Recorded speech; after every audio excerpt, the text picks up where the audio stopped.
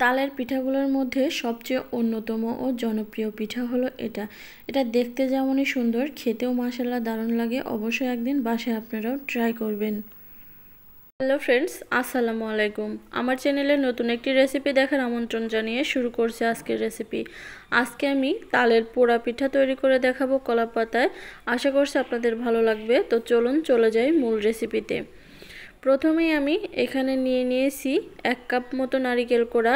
আর এই নারকেল কোড়াটাকে আমি পরিমাণ মতো চিনি দিয়ে একটু মেখে রেখে দেব এক সাইডে। এটাকে আমি পরে ব্যবহার করব।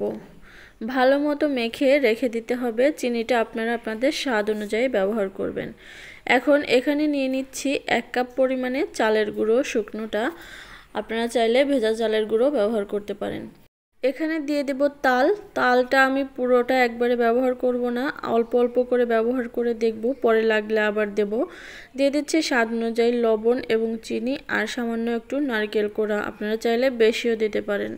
তো আমি এখানে 1 কাপ তাল নিয়েছিলাম, আমি পুরোটাই আমার লেগে গেছে। আপনাদের হয়তো তালের ঘনত্বটা বুঝে কম বা বেশি লাগতে পারে।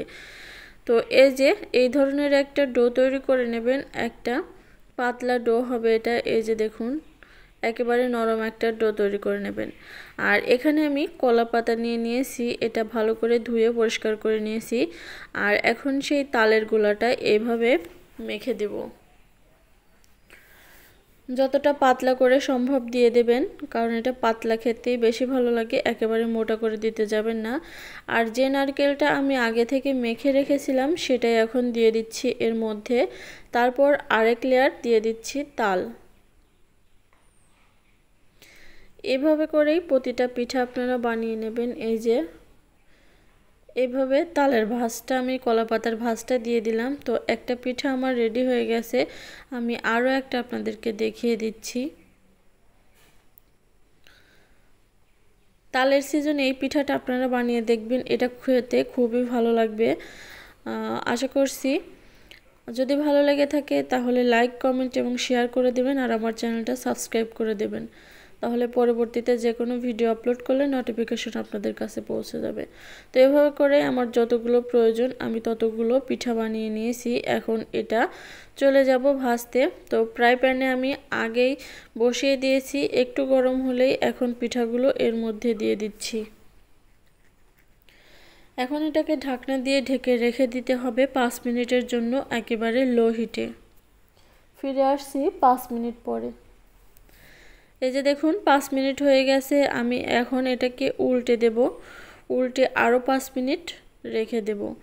এই ভিডিওটা যদি ফেসবুক পেজ থেকে দেখে থাকেন তাহলে পেজটাকে ফলো দিয়ে রাখবেন, তাহলে যখনই এরকম কোনো সহজ এবং নিত্য নতুন রেসিপি আপলোড করব নোটিফিকেশন খুব তাড়াতাড়ি আপনাদের কাছে পৌঁছে যাবে।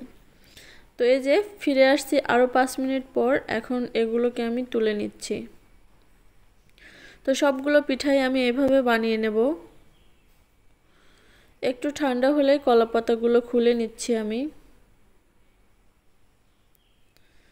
এই যে দেখুন পিঠাগুলো কতটা পারফেক্ট হয়েছে। আশা করছি আমার আজকের এই রেসিপিটা আপনাদের কাছে খুবই ভালো লাগবে। তো আমি একটা ভেঙে দেখিয়ে দিচ্ছি এর মধ্যে কেমন হলো।